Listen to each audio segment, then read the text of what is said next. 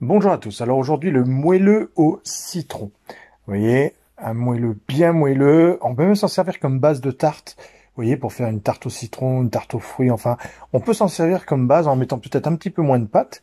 Mais vous pouvez le faire comme socle d'une tarte pour un dessert que vous avez envie quelconque. Donc là, on le fait juste en moelleux comme ça pour se régaler.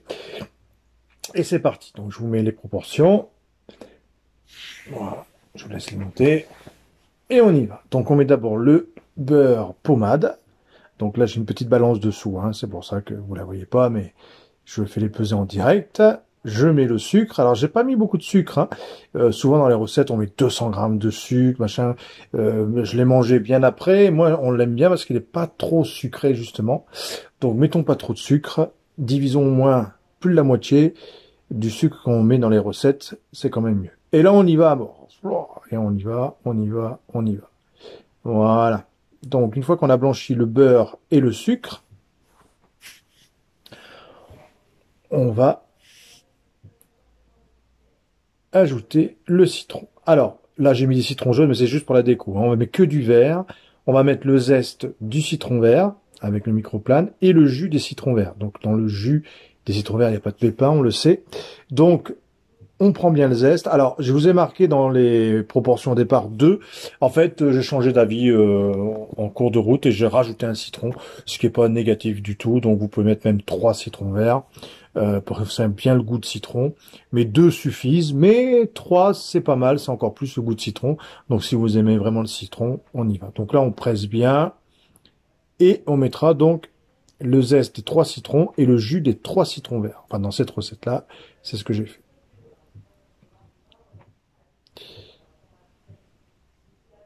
Voilà, vous pouvez prendre la pointe de couteau si vous n'avez pas de presse-agrumes, ça, comme ça, une fourchette, ça marche aussi, et on presse bien. Alors vous allez voir quand vous mélangez un petit peu le beurre, le sucre, les zestes et le jus de citron, quand vous le mélangez, ça tourne un peu, hein, ça vire un peu, ça se mélange pas terriblement bien, ne vous inquiétez pas. Donc ensuite on met la farine par-dessus. Donc là je pèse toujours en direct, hein.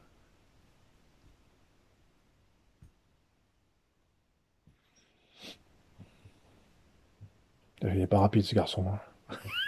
Je sais. On mélange un petit peu. Alors pas beaucoup parce qu'il n'y a pas beaucoup de liquide. Et je mets ma semoule là. Voilà, la particularité, c'est qu'on met un petit peu de semoule, ce qui va alléger pas mal le gâteau. En fait, ça va lui donner pas mal de souplesse, que si on avait mis que de la farine, il serait peut-être un peu plus compact, en fait, hein. Donc là, la semoule, ça permet d'avoir un peu plus de souplesse. Les œufs, bien évidemment. On mélange. Donc c'est un gâteau super facile à faire, en fait, hein. En 3 minutes, il est fait, hein. On a tous du citron, la farine, des œufs. Et voilà, hein. Donc, le jour où on veut faire un petit gâteau, on sait pas quoi. Le lait, bien évidemment. Alors là, j'ai mis 300, hein, mais on peut mettre 310, 320, hein, ça peut marcher aussi.